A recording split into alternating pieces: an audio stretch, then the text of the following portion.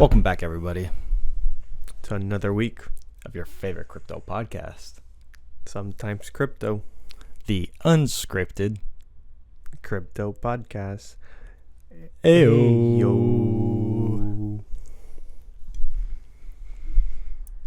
We could have on it just really like tune up our AOs, like have everything pre-recorded. I just feel like you wait to be after me on purpose. I wait because I try to do it at the same time as you. You always do it later though, so you shouldn't be waiting. I did it before you. Oh, that's funny because I hear you after me. I heard you after me. I'm gonna have to see how it comes out in the recordings because I actually don't remember how it comes out in the recordings. That's funny. I waited. Okay. Anyways, Whatever. Guys, it's been a crazy week overall. A lot has happened. I feel like at least one major event did happen. I don't feel like a lot has happened. I feel like one major event happened. One major event happened. And I mean, there's some like other smaller things, but like anyways. Maybe. That major event affected a lot of people, a lot of companies. It broke the internet, literally. It literally broke the internet. And some might say cost an insane amount of money on one particular company. Amazon. Well, Amazon stock didn't move.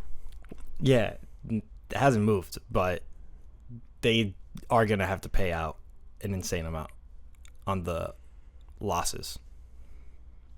There are terms of minimum service agreements, and I feel like they probably broke those minimum service agreements. I don't. You know, you could be right. I would be curious to see how that's structured. Because what if it just like happened? Yeah. So if you guys don't know or aren't aware, Amazon's biggest business isn't really the Amazon like webpage where you go and buy stuff through Amazon Prime. It's really AWS. No, just the way you said that. You said you used to buy Amazon Prime. Oh, buy stuff through Amazon Prime. Through Amazon. Well, no, not even because Prime is just like it's a service. It's a subscription on top. Yeah. It's a subscription. Yeah. So you didn't need Amazon Prime to buy on Amazon. Anyways, yeah, but Amazon, shopping platform for the most part. Yeah, the shopping platform is not really their biggest business.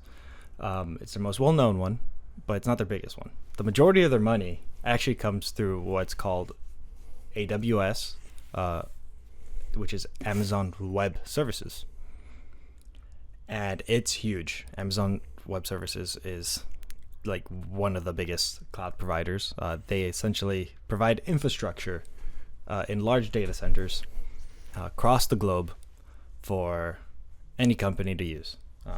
Actually, you could actually use some of it for free if you're trying to learn. But last Monday, AWS had a outage in their U.S. East region that lasted a whole day practically. But it wasn't out the whole day. Like I was looking at it, said like the actual outage was like 4 hours, but then the after effects just lasted longer. Yeah, the full outage was 4 hours, but part of their remediation efforts was throttling all the services coming from there, and then 100%. Trying to identify the issue and like growing it and fixing it back. It took a whole day pretty much to fix the problem. Yeah, but I'm just saying like the actual outage only lasted like X time period. It affected me directly, not through business. I don't perform business on AWS or provide any services through them. Yes. My friend who is is in business, it affected his business, and he's in another part of the world. His sales system went down. I'm not surprised, and he's not even part of America. And he was upset because he was like, "This is a shit. This is a mess." Yeah. So to like deal with the next day. Global consequences happened because of this one data center having an issue with their DNS server. Yeah. Also, it's because it's the biggest data center. It's one of the ones with the biggest traffic. Yeah, also, yeah, it is. So it's like just even if it's one of the more important ones. Yeah, they're like this has like a lot of important things. Mm-hmm. Also, like just because it's regioned in the U.S. does not mean the service is only provided to U.S. users. It's just located there. That's correct. To preface, that is correct. But continue explaining.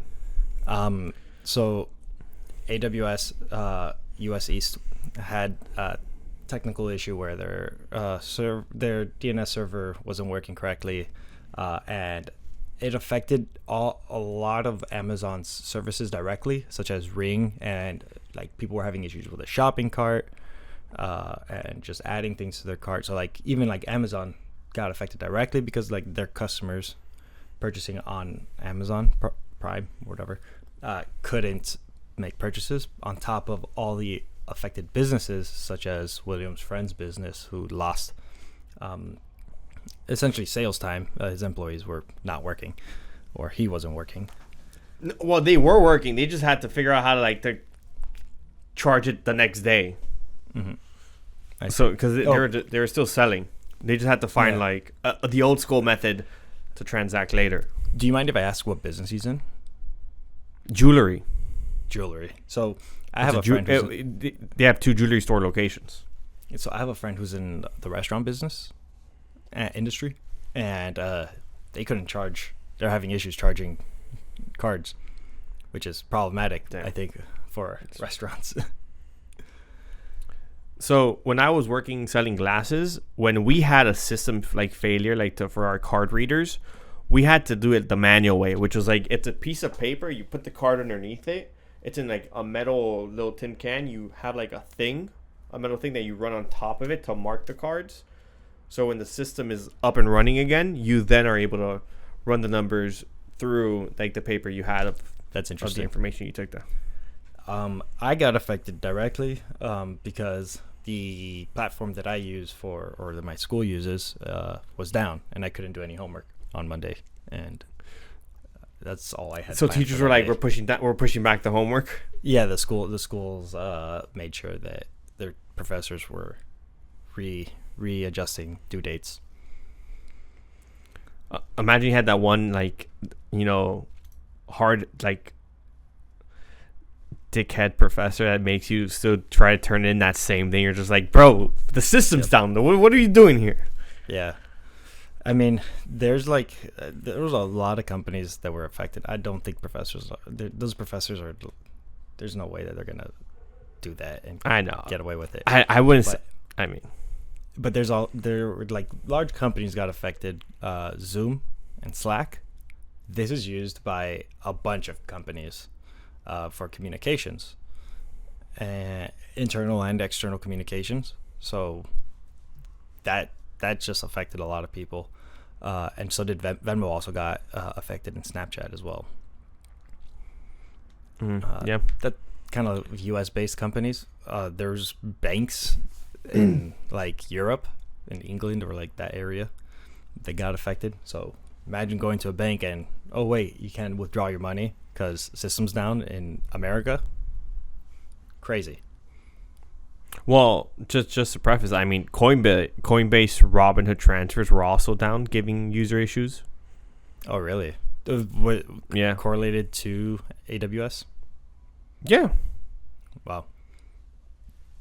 So, in reality, besides the direct, immediate commercial problems, I think there's bigger problems that this highlights for even national. Yeah, Williams raising. Just before we get it, because I want to interrupt, but respectfully, before we get into that, do you want to know something else that was affected that you wouldn't have never thought of?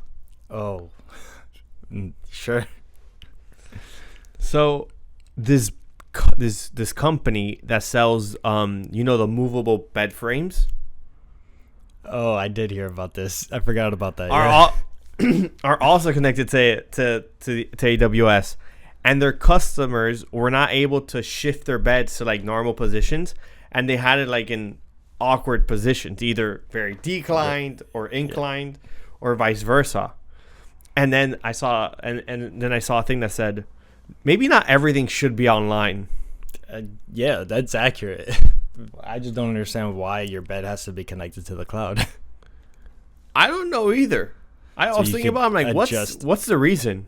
Adjust its position from your car? What?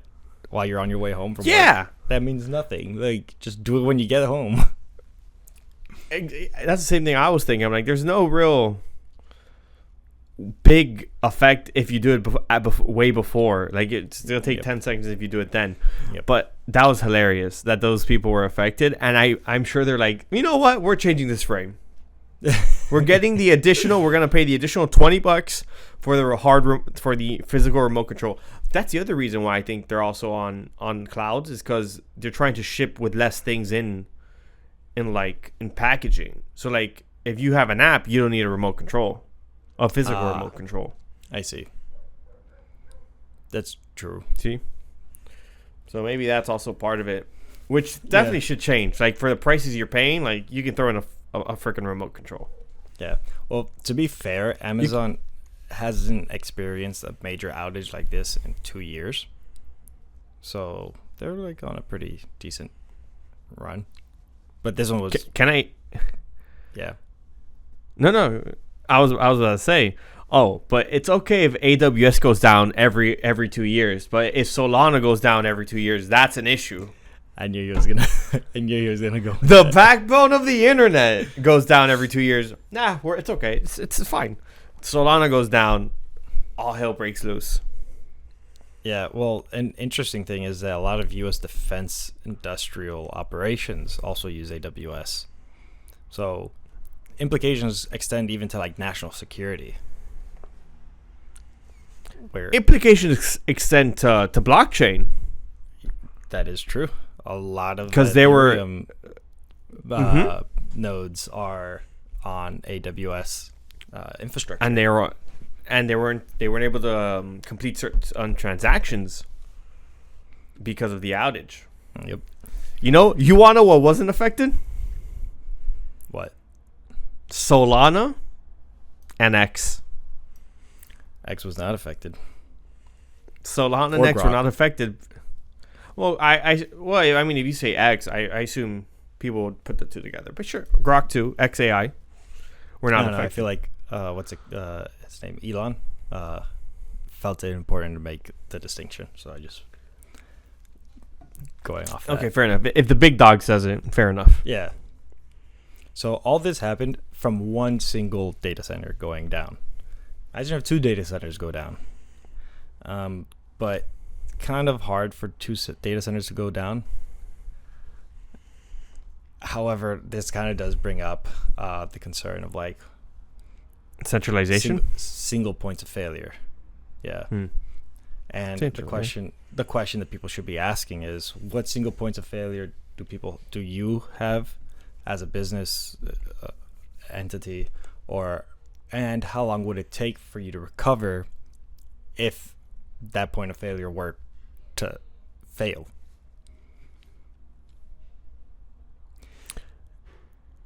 Because does that mean like your sales system goes down, or just in general? Like, well, like, yeah, your sales system goes down, but like your sales system goes down because it has a single point of failure. It's like, what? But that single point of failure is like AWS, for an example. Yeah. How often does that system go down? Right? Yeah. It shouldn't go down often. For the most part, they shouldn't be going down often. Especially if you have a single point of failure, ideally it wouldn't go down ever. But that's not going to happen, realistically. And then it goes to like, how cost effective would it be to run 2 of these different servers, and you only use and you have one that you run more than another, but you pay for one just in case. So you should have a distribution of critical workload across different regions, with a third, even like 1 or 2 for backup in case one of those regions that you do actively use goes down. I'm just saying that might be more cost effective for like big companies versus small ones. Yeah, at the end of the day, security, because that is a principle of security, which is availability. Security does fall into a cost perspective, and at that point you kind of have to measure your risk reward or cost benefit analysis based off of your specific needs. And business, because like if you're just a retail store, if your software goes out one time every if your software goes out one time every 2 years, what's the impact of that store? I mean, it goes up drastically with size of your company. Yeah, exactly. So at that point, the cost will kind of be like, oh, how much revenue do we generate in the one day? Versus having a spare system for X amount of time without use. Exactly. That's literally the calculation that's done. I mean, I don't know. I really... For the smaller stores, it's not so much an issue because they're probably using services like, I don't know, Salesforce, for example. However, Salesforce does service a bunch of companies, so they should definitely be implementing that so that their clients don't get affected, because if their clients get affected, Salesforce gets affected. Yep. So yeah, it kind of does depend more so on like size of the company and assets that you're protecting. Also, I think better said, I think it's how centralized these data centers are. Yeah, so you should avoid concentrating all your services into one data center. Wait, mind you, that's what you meant, yes, right? Yeah. Okay. Yes, that like AWS, and also assuming that that's AWS is probably larger region. So they're also like distributed between other data centers. It's just maybe they need to expand to shift the load. So if you maybe make them more equal in size. Well, the reason why they're not equal in size is just because of connection and actual infrastructure setup. I figured. I do see that we will be getting into a future where there will be more data centers by period. Just period. I mean, we've seen an increase in data center production, manufacturing, construction. Both. I think all three fit in to a degree. Particularly with the rise of AI, also because AI does require a lot of compute resource, and that's all done centrally. I do highly suggest and encourage individuals to look into kind of like running their own like decentralized versions of programs. There is a untapped market, I think, for the mostly common folk to run smaller versions of these data centers and stuff like that, that will increase accessibility, security for everyone in the world long term. But that's kind of I want to say cultural shift in terms of like also to your point, it was also not to like the cultural shift. It's also like tech savviness. Like you're probably you need someone. Yeah, you either need some level of expertise to do, or have someone or have someone who offers these services. Like, oh, we create at-home data centers for you, or at-home AI services for you, based off of what this existing program, not stored anywhere else. It's just you locally. Yeah, absolutely. Oh yeah. Oh, and to add to what I meant by also like distribute or like centralization is that if AWS went down and that many companies were affected, it also means that AWS has too much of the market share, and that there should be more competition to like. Sorry. Yeah, you're good. Well, and that there should be. I would agree with the latter part where there should be more competition. I don't know if can confirm the former part where they have too much market share, because in reality, William. Oh yeah, fair. Maybe I used the wrong word there.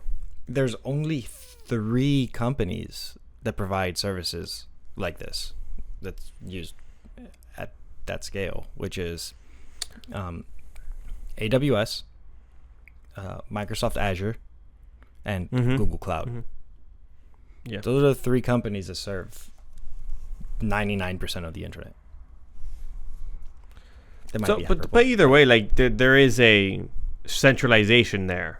To, like, 100%. We need more data centers, a small, like more competition in to compete against those 3 major oligarchs. Yeah, you can say that, I guess. So collectively, and so AWS does have the larger market share, holds around 31 to 32%. Microsoft Azure holds 23 to 25% of the market share, and then Google Cloud holds 11 to 12%, and they collectively make up 60% of the market, and then the remainder. My 99% was definitely hyperbole then. Yeah. So so as I was saying, then they do have the majority of the market share. They do, or a good percent. They have a good. They're definitely the biggest shareholder of the market. Yeah. So, yeah, they hold the bigger percent of the market share. Mm-hmm. And we need more competitors. And to the major point I was trying to make was we need more competition to distribute more of these companies that are using this service to take off not to take off the strain off of Amazon really, but just to distribute more of the internet between multiple fail points, you could say. Yeah, just distribution overall is good. Distribution. But also from a business perspective, there's obviously a huge lack of competition for sure. Yeah. Like if there's no competition, these 3 major companies can charge whatever prices they want, essentially. Because the market share that's independent, which is at like they make up 67. So what, 23%? Yeah. No, 33%. No, 40. Yeah. Or 40. 67? Yeah, they make up 67. 33. 33. 30. Yeah. The remaining 33% isn't enough. Yeah, definitely needs to be. My brain wasn't mathing. That's what I meant by distribution. Yeah. But that pretty much sums it up. At least the internet is working again now. Mm-hmm. I'm curious to see how this will affect the future issues. Structure for. I'm gonna be honest. I don't think it's gonna make too many be crazy unless it was something major that maybe broke, because outages have happened multiple times. It's not the first outage. It's a part of. It's part of business systems. Yeah. So I think it only changes something depending on what caused the outage. One thing that I do think that Amazon did pretty well was communication. They communicated every 30 minutes on that day. Had me stuck to my screen like a bug. Just every 30 minutes coming back, pressing refresh, trying to see what the latest update is, only to be disappointed and be like, damn it, still can't do my homework. Still can't do my homework. That was the real worry for Alex. The one thing I really don't want to do, and the one thing I had to do, I was like, I can't even do it, and I need to do it, and I don't want to, but it is what it is. Yeah. I think that's enough at AWS talk. AWS is. So on today's since we are recording on a Friday afternoon, Friday night almost, Friday evening. Friday evening. We did have CPI. Yes, it is. We did have CPI reports come out today, early in the AM, and it came a little cooler than expected, or than forecast as well. So real quick, I'm trying to open up my screen so core CPI month over month came in at 0.2 versus the expected 0.3. Okay. CPI came in at 0.3 versus the forecasted 0.4. And it says the previous 0.4. I'm not accurate on that 0.4 just because when I looked at it early in that morning, it was a different number. I think it was like 2.9 or like it was just some other number. I don't remember exactly. So I'm not sure if they updated it right away, like the previous month to what was the month before. Just prefacing. And CPI year over year came in at 3.0 versus 3.1 and 2.9.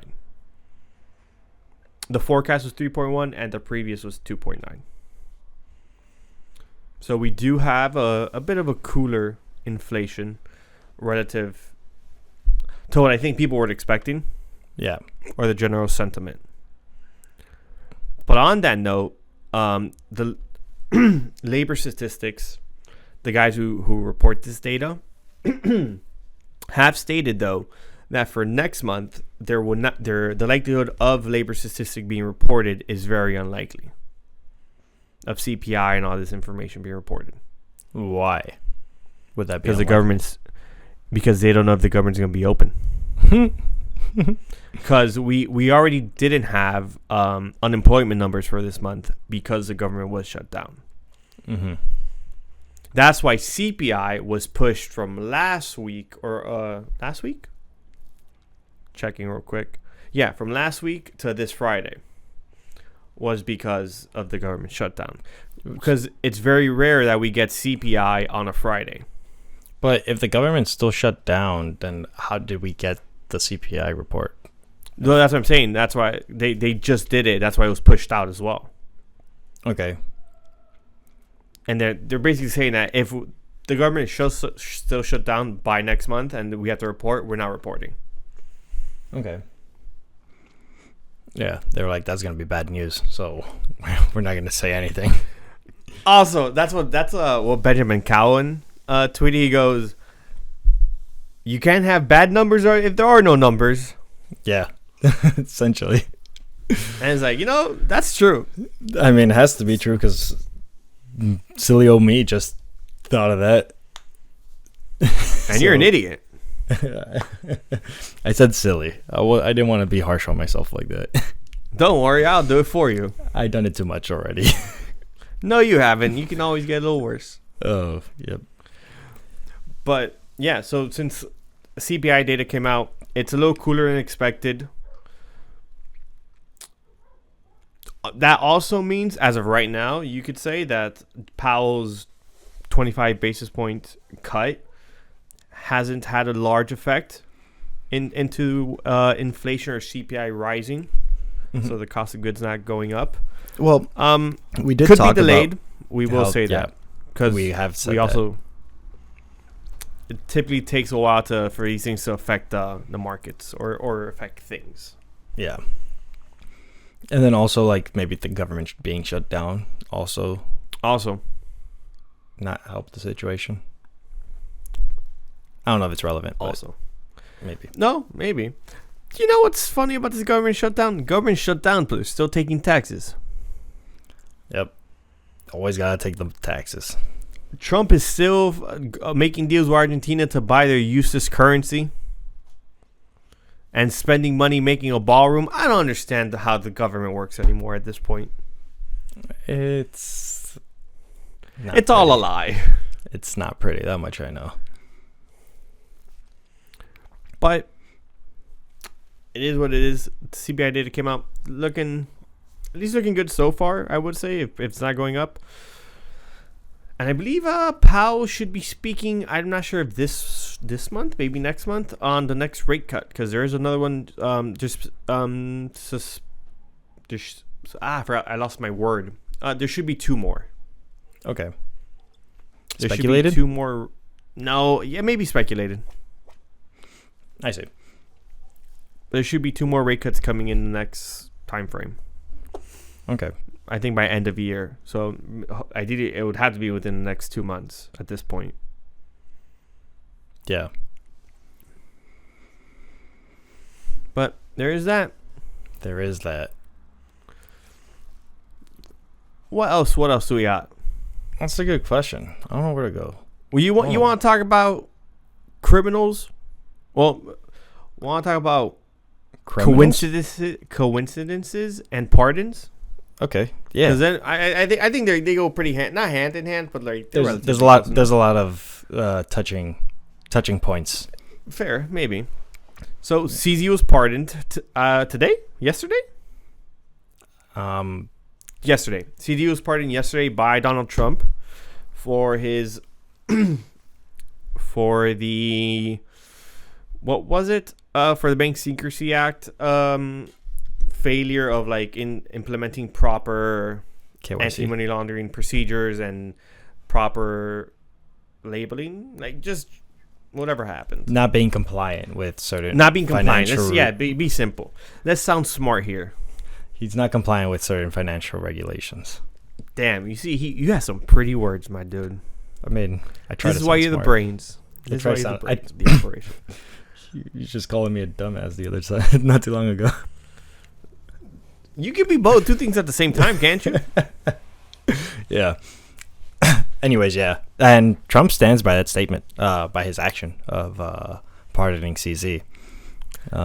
Straight up saying he wasn't guilty of anything.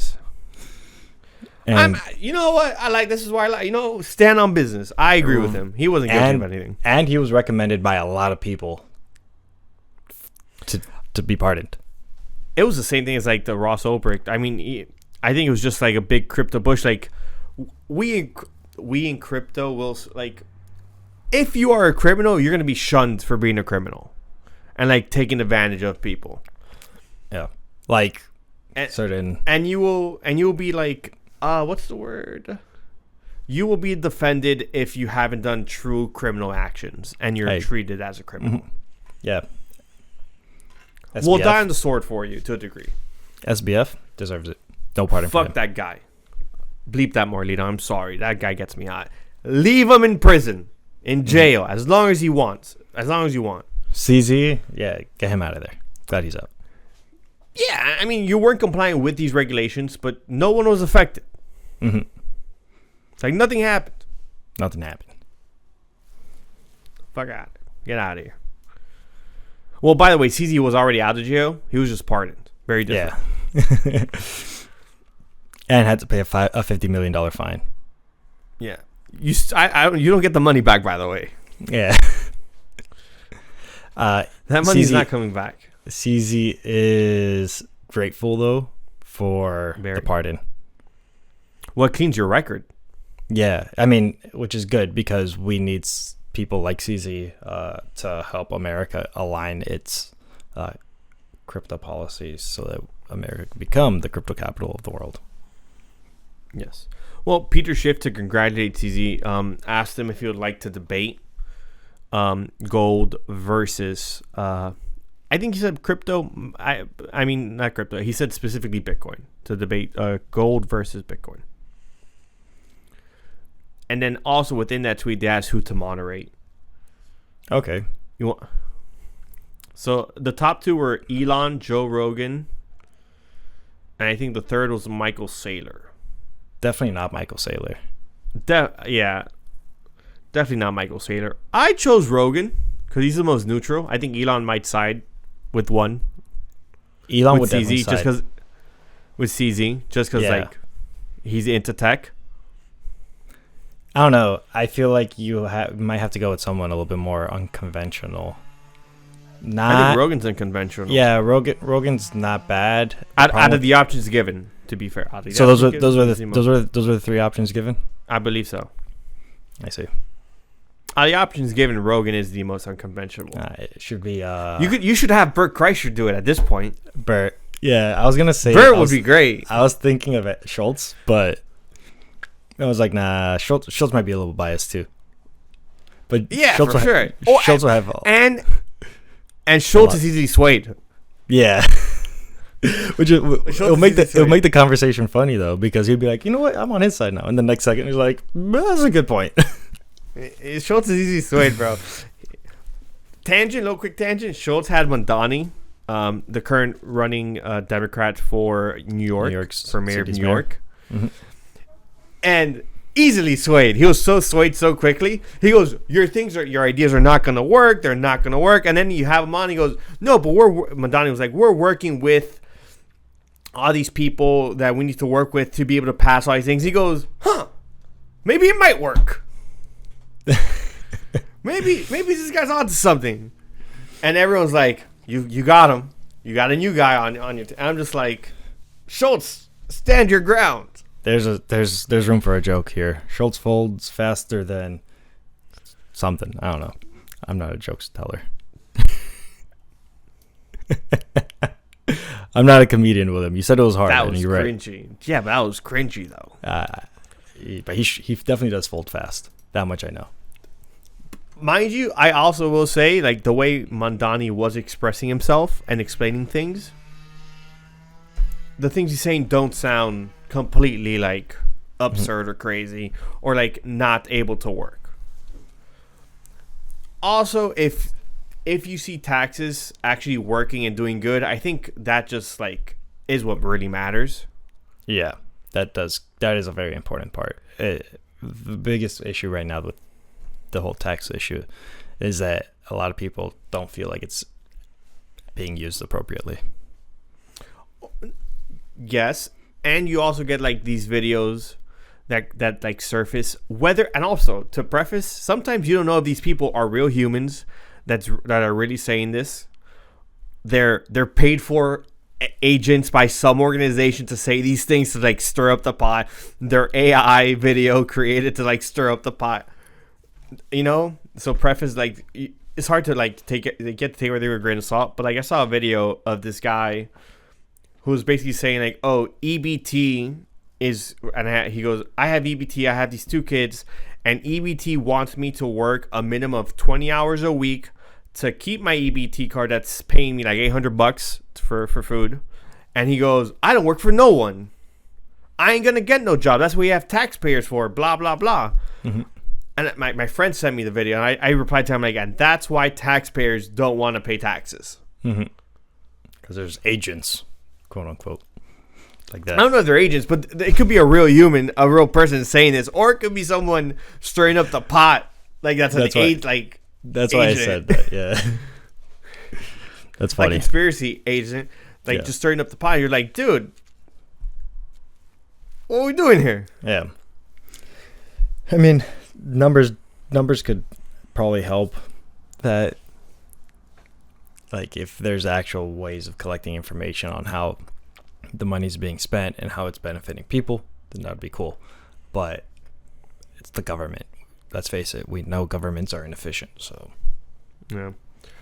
I mean, this government shutdown looks like it's gonna go to the month mark minimum at this point.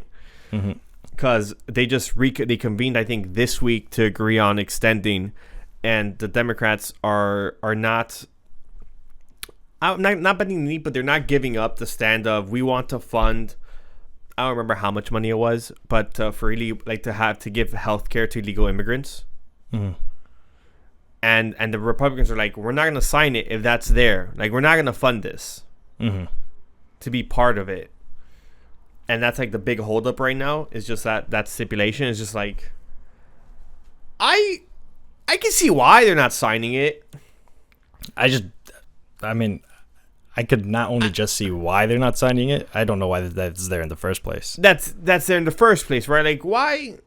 Again, not here to say that everyone doesn't have the right to healthcare. Not here to say that we shouldn't do all these beautiful things that are human rights to a degree, right? I'm not saying that.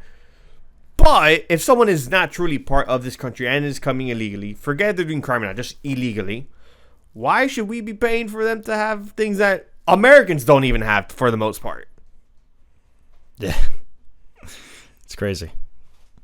Right? Mind you, I'm tired of spending. We should be cutting spending for the most, like, that's just in general. Yeah, that's kind of in general. Cut spending. We should all be suffering. Yeah. A little bit. Like, maybe like retirement, like these core things that would affect the sector greatly, maybe shouldn't be cut as drastic as others. But yeah, the two things retirement and education, don't cut those two for the most part, I would say. But I would say healthcare for like Medicare and all these like older people or disabled, like also that. Well, that's kind of like what I kind of like included. I meant to lump that in for the retirement. Like, don't mess with the elderly and don't mess with the kids. There are specific things that shouldn't be touched or greatly reduced, for sure. Mm-hmm. But like healthcare for this, like if this is the biggest holdup is healthcare for illegal immigrants, what are we doing here? Yeah. And the government being shut down is a real issue, to a degree. Yeah, that is a real issue. Because that means military workers aren't getting paid. That means, what is it? The FAA isn't getting paid. Mm-hmm. And these are all people we need to function. FAA is the other Aviation Administration. Yeah, the people who are in the towers making sure planes land safely. We kind of need those guys. Mm-hmm. The military troops who are either not deployed or are deployed or are in training. We kind of need those guys. Mm-hmm. You know, we also. I'm not saying we don't need other crucial services, right? We those are two that came to my head. We definitely need the rest of them as well. Yeah, crucial services. Crucial. Yeah. Not everything's crucial, guys. Senators don't need to have Congress members don't need to be getting their paychecks, in my opinion. For the most part. For the most part, most of them make $100,000 a year and have over millions of dollars in trading accounts. I wonder why. And with that, it leads me to my next point. That next news thing I wanted to talk about, which was this came out from Bitcoin News yesterday. Breaking. Oh, is it this? Yes. Breaking, Garrett Jin, the same whale who placed tens of millions in BTC shorts minutes before the Trump's tariff announcement on October 10th, was also behind the massive poly market bet on a CZ pardon. He appears to be trading, on Trump's admin insider info. So the same guy, the same wallet that is associated to that major short that took place when Trump made that announcement. What was it? Last week? 2 weeks ago? On October 10th. Mind you, markets were closed at 4:30 when that announcement came out. That's crazy. Is also being linked to a huge poly market bet for ZZ's pardon. Yeah. That seems highly peculiar. It seems suspicious for sure, right? Like, you know what? I might go as far to say it's not suspicious. It's definitely like there's an insider trading on something. There's some level of insider info being passed around. Like maybe it's not Trump directly, but someone in Trump's party is leaking info in some way, shape, or form. Maybe a particular young person who is involved in crypto. Okay, that's a speculation that you can't make that. Okay, maybe, I don't want to get. That's speculation. I want to be clear on this. I don't know who you're talking about. I haven't said yeah, but it's easy to I know, but it's easy to deduce who we're going to. So I just want to say speculation. We're speculating here. I don't know. I just know that older people have a hard time understanding crypto markets. That's really all I'm trying to say. So it's very likely that the person is probably on the younger side. What's young? That's a good question. Because like like Sailor is not young, but he gets Bitcoin. Yeah, but Sailor's one of those exceptions, you know. Sailor also doesn't go on poly market. How do you know? You don't think Sailor's a betting guy? Nah, he's all in on Bitcoin. I mean, he is a betting guy on Bitcoin, but maybe it's not too big on ETH. Neither am I. Yeah, but you're in on Solana. Yes. Yeah. But yeah, definitely speculation. Just speculation. No outright claims over here, guys. But I will agree, though, it's very suspicious. Not even suspicious, like you said. There's something indicative. Going on. Yeah, there's something. It's indicative going on. Yeah. 2 times in a row. It's too many coincidences. Just two, and they just lined up too good to not make sense. Too well. Yeah. Yeah. 100%. I agree. Same wallet. Wild. To preface, if the short would have been taken like a day before, it would have gone like over everyone's head. Yeah, it probably would have gone unnoticed. If you put that trade and like the day before, no one will notice because they're like, oh, this whale is just taking a huge ass bet going short right now. Kind of dangerous. Like it's like when James Wynn, the dude who lost, unless he follows up with taking a massive bet on CZ being pardoned. Nah, but even then, even with a day, it's more room to be like, oh, maybe it's not the same guy. Yeah, there is more room. I would agree, but because we're not questioning James Wynn. Because we're not questioning James Wynn. Who's that? The massive. That's a dude who made like a couple $100 million and lost it all, like trying to trade like high leverage. Do you remember this trade? That guy's a gambling man for sure. No, for sure. But like he was taking large $100 million bets, $200 million trades. Like, yeah, it's more. It's like less it's less suspicious. I think with a day. Yeah, but like that guy also was doing it frequently. Correct, and very publicly. Yeah, and the whale just comes out of the blue and does that. Yeah, but there are large whale traders that are doing 100%. Speaking about whales. Go for it. All right. What's going on with the whales? There is a ancient Bitcoin wallet, an OG Bitcoin. What's wallet. Ancient? How many? Satoshi-era? Satoshi-era. The wallet it's been dormant for 14 years, since 2011, consolidating 4,000 Bitcoin, which is currently about $442 million that were originally mined in 2009. Wow. Mm-hmm. Satoshi-era whale for sure. Yeah, and consolidate all of Bitcoin in 2011.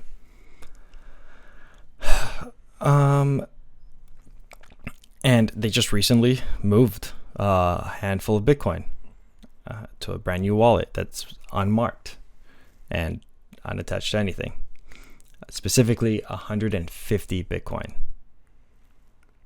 which is... You moved 150 Bitcoin. Correct. From the old dormant wallet to the now active, to a now new unmarked wallet. That is $16.6 million moved it to a wallet. Now, good money. That is a sizable chunk, not 442 million, but definitely enough to make a pretty big purchase or move of some sort. So I wonder what that $16.6 million was used for. I mean, it may have not been used for anything. It just might be moving funds around. I don't think so. That to me seems like a move. How much money? 16 million. That's a lot of money. I'm not saying it's not. I'm not saying it's not a lot of money. But 16.6 million.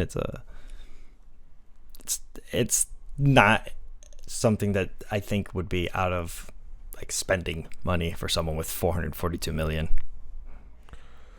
So I guess it depends, right? Because if he bought something physical, house, car, boat, there would be a paper trail, because that would have to go associated to a business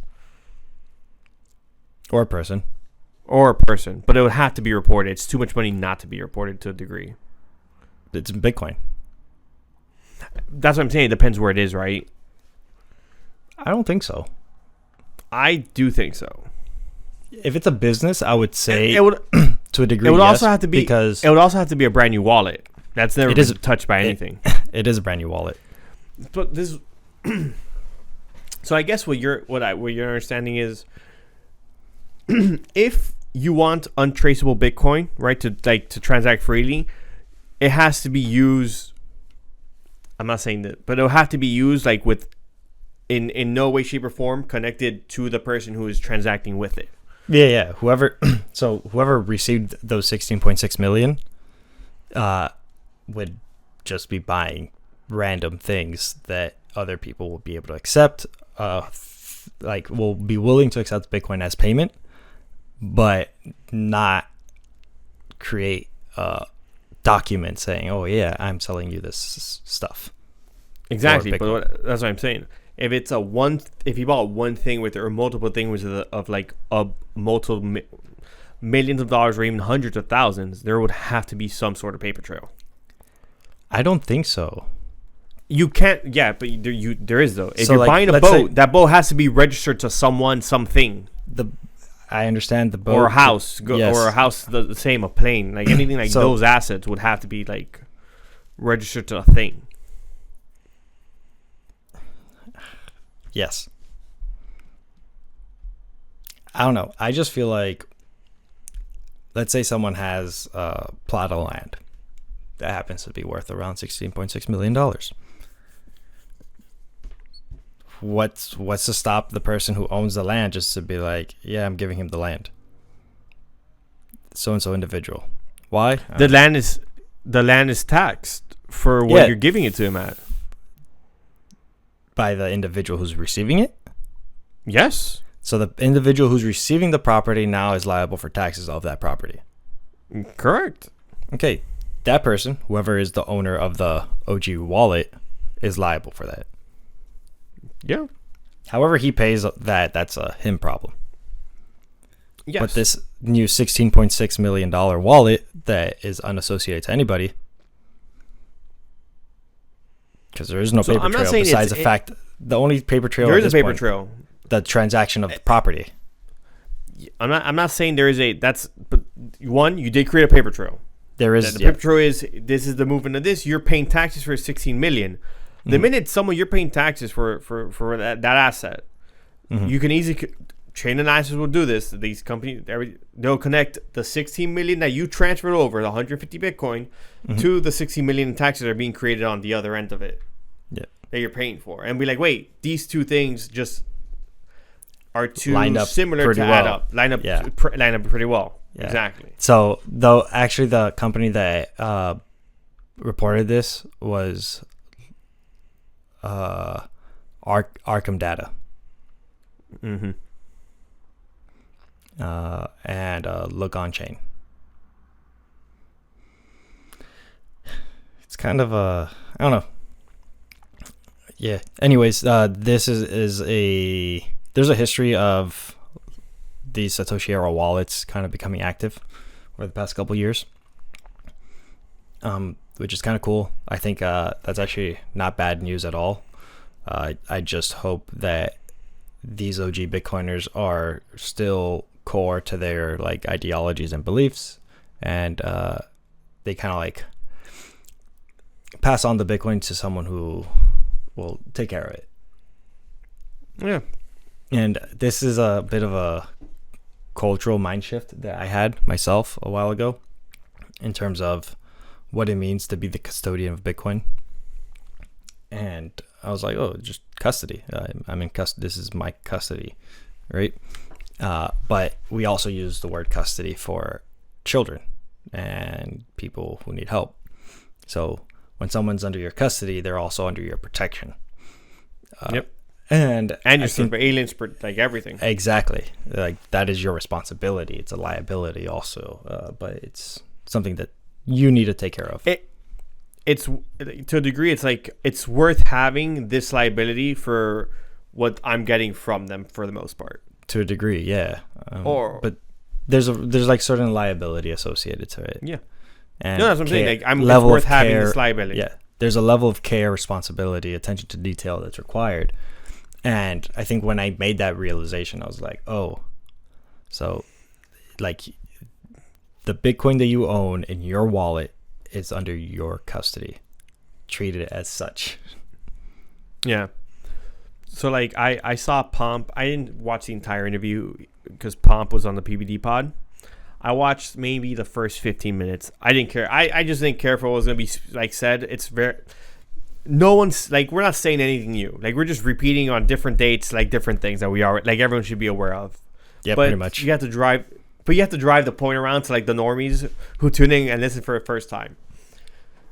But essentially, he said, whoever sold Bitcoin and traded that Bitcoin for gold, he goes, you're completely missing the point.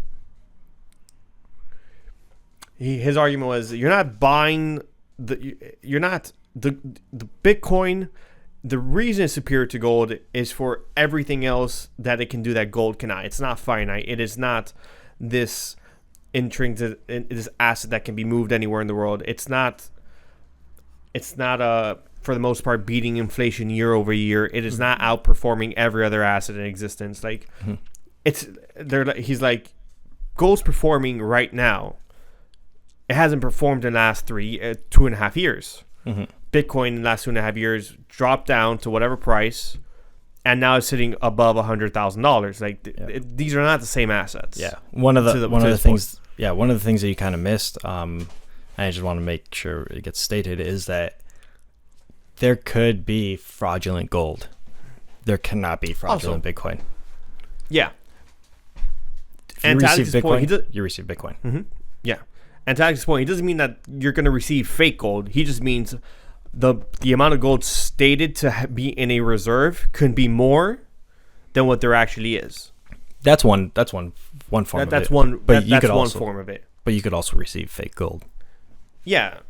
Yeah, but that's you can test that. Like there are things you can do to mitigate that risk. Yeah. But versus like on a balance sheet, it's saying that there is no space for fraudulent Bitcoin on the Bitcoin blockchain. I agree. Also, since we're on this gold topic, and that we always end up here. Gold had an 8% drop. Gold in one day moved 8% down. No one screamed it's not a store of value. No one screamed it's not a safe haven. No one screamed it's not all these things that I also think it is, right? It is a good store of value. It does have its purpose. Whether or is there something superior is a different story. But it did do this thing, and no one flinched. When we recorded last week and we said gold is an all-time high, gold was sitting at $4,372. That was peak price. It dropped down to $4,012.21. It's currently sitting at $4,111. Wow. This is an asset that doesn't move very drastically. From all-time high to where it stopped was about 8.38%. From all-time high to where it's sitting is about 6%. Right?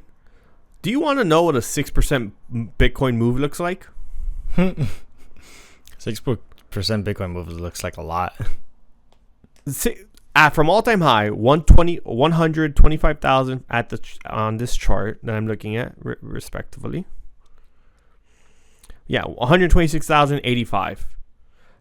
A 6% move is all the way down to 117,000. 117,000. Yeah. So when we had our crazy drop, that market crash, right? Oh, give me a second. I need to move my chart a bit. So when we had that crazy market crash, Bitcoin moved 16% down. It was a $20,000 candle wick. It did not. It went down there. It did not close there. It went from 126,000 to 101,000. It closed at 110,000 and is currently sitting at 110,000, give or take. Mm-hmm. Like these assets markets are going to sell. It's going to sell off hard either way, no matter what you're in. Yeah, I mean, granted, I think gold is in a bit of a bubble of sorts. I don't think gold's in a bubble. I think gold's doing its run. Yeah, not a bubble. You're right. It's running. It's doing its run. Part of runs, pullbacks, corrections. It's normal. However, you did say something very important before, where gold does not fluctuate so much. Like, and the amount that it's gone up and corrected was a significant percentage for gold. Correct. Also, we're not looking at the fact that money supply has gone up, right? Just M2 money supply, just the amount of money in circulation has gone up. Gold has skyrocketed with it. Bitcoin still hasn't moved with the money supply or gold. Mm-hmm.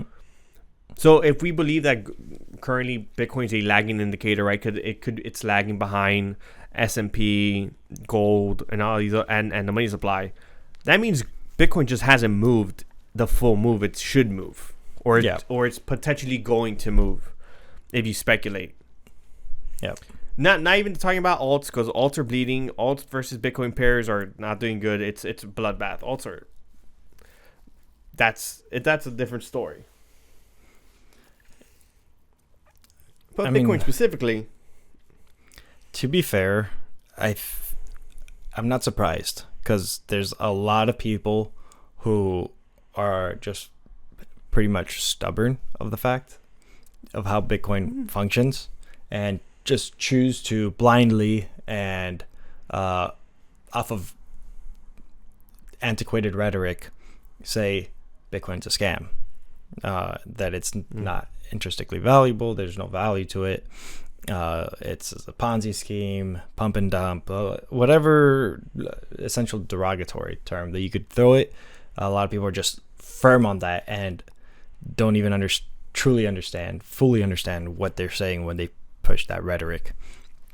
So it's kind of surprising when at least for the most part, I say but specifically me, there's individuals that I know that are more than capable of understanding how the blockchain works and the value proposition and everything that Bitcoin has to offer, yet just out of what I would consider stubbornness, choose to not even give it a chance and actually read into what the white paper has to say and what it means.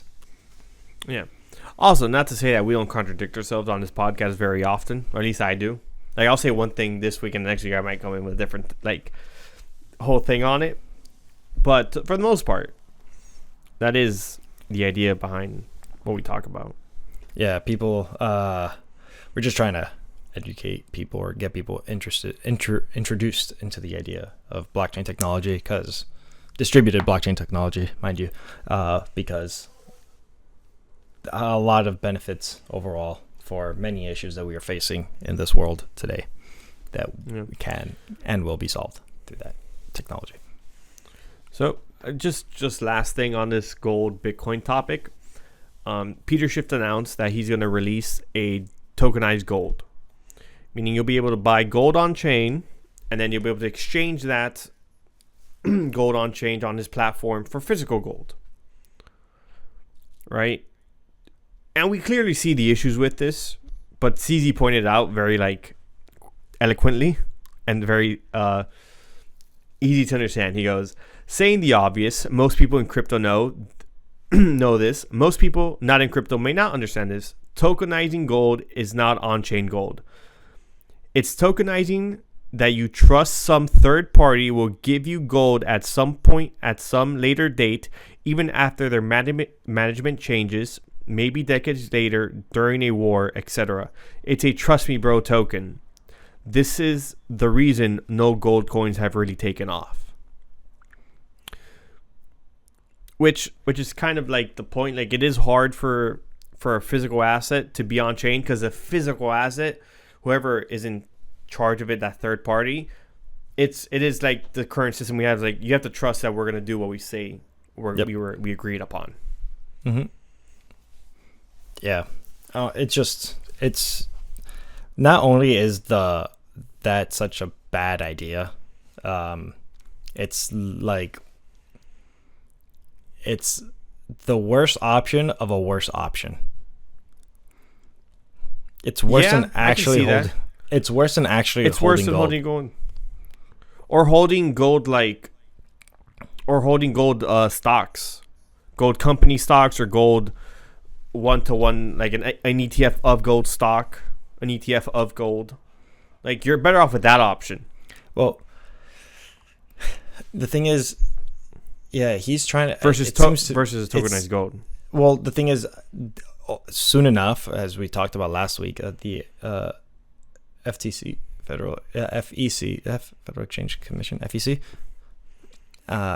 is working on converting stocks to a tokenized version. Yeah. And for the most part, the stock exchange does have to follow certain regulatory rules. And I think putting it on a blockchain, is better than the current system, because our current system only allows us to trade between 9 to 5. No, 9 to 4:30. 9 to 4, yeah, right. Actually, let's readjust that again. 9:30 to 4:30. Really, 9:30? That's when that's when market opens. That anything before 9:30 is pre-market. Anything post 4:30 is aftermarket. I thought it was 9. Okay, but anyways, yeah. Once stocks get on chain, markets could be open 24/7. However, stocks do have, and those tokenized stocks will still have to follow the same regulation that's already in place. However, this business venture that Peter Schiff is doing just seems like he's trying to not go on that route and just offer a token claiming that it's backed by gold, to avoid the whole FEC.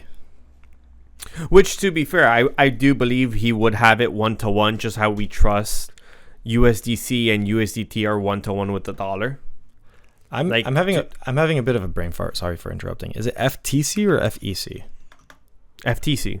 Okay. The FTC is Federal Trade Commission. Okay. I kept on saying FEC, Federal Exchange Commission as well. So I was like, that doesn't sound right to me. No, Federal Trade Commission, FTC. Okay. So, like, to be fair, I will trust that Peter Schiff would do it right. But CZ's point is like, yeah, you can do it right, but will that mean whoever comes after will continue to do the right thing and have it back to back, and not regular corruption that occurs at all levels, right? Mm-hmm. Essentially, yeah. Yeah, not to say that Peter Schiff is going to commit fraud. Not to say that at all. It's just, we're not saying that at all. Like, it's just for the most part, the system lends itself to it. Yeah, that's what we're saying. Long term. And mind you, crypto's doing good. Stocks performed really well today with the news of that inflation has stayed very, very calm. Like, everything has rallied pretty strongly since the news broke out, to be fair. I see. So that's good. Crypto has also just not moved. I think the government shutdown is probably like a bigger play here. Mm-hmm. And also the fact that maybe it's not. Maybe it's just cool down period. It's not that interesting, and a move will happen a little later on. Yeah. Big move. Big move will happen. That's all I got. So I do have one more thing that I want to say. Go for it. Shoot. It's this news associated with JP Morgan Chase, right? They plan on letting institutional clients offer Bitcoin and Ethereum as collateral for loans by year's end. Institutional clients. Yes, institutional clients, not everyday Joe Smo. I don't care anymore. But yeah, they will allow companies or institutions to pretty much offer those as collateral for assets by the end of the year, which would be pretty cool. I'll stick with Coinbase. They're doing it with people. Yeah, they are. They're allowing people to offer. You can get collateralized loan with Bitcoin on Coinbase. You told me you talked about this like a couple of months back now. Yeah, my thing is like I feel like these companies always be flip flopping because of how uncertain the legal clauses are for them. Yeah, but they're doing it again. They're still doing it, okay? Because there was a time where they were doing it, and then they were like, "Oh, we're gonna not do this anymore," and then they're doing it. Now they're doing it again. Okay. They've been though. You said I just to me. Yeah, that's what I'm saying is I forget where we are, which phase are we in? Yeah, but this is like a couple months ago. Yeah, they're still doing it, and they're coming out now with their credit card too, Coinbase. Cool. You're gonna get 4% Bitcoin on everything purchased. Nice. That's actually really good. Yeah. Also, JP Morgan's moving one of their headquarters, I think, to New York.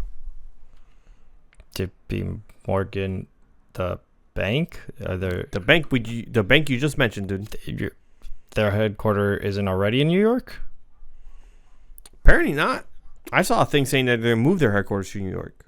They probably or moving it back to New York then, because for certain that was in New York before. Financial capital of the world. You're not gonna have the world's biggest bank headquartered over there. I think they might have moved it to Miami maybe for a while, or Tampa or something like that because of COVID. And now they're like, let's go back to New York since prices are dropping and they want to get back in.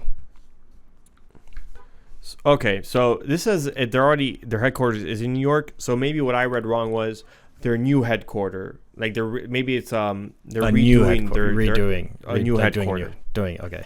Yeah, maybe that's what it is. Yeah. So yeah, I was like, no, because I'm not disagreeing with York. you. I'm not disagreeing with you. Like that you have a fair reaction. I read the news wrong. Yeah. Yeah.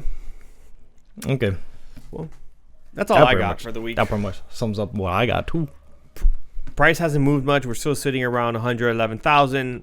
Bitcoin is almost at 60%. Bitcoin dominance, right? We're at 59.83. I say, as Benjamin Cowan was saying, once we get to 60, maybe even a little above 60 point something, we could see a rejection and maybe we have some different move. But not much has happened in price as of yet. Price has pushed up some since our crash. Mm-hmm. That's all we got. Thank you guys for tuning in. If you've made it this far, please leave us a like, drop a comment, share with a friend, do the works. Give us some pointers, some tips. Tell us what is the biggest takeaway for this episode. Well, he said. Yep. Well, thank you for tuning in. It's been another week of your favorite crypto podcast. Sometimes crypto. The unscripted crypto podcast. Ayo. Wait. Don't. Yeah, there we go.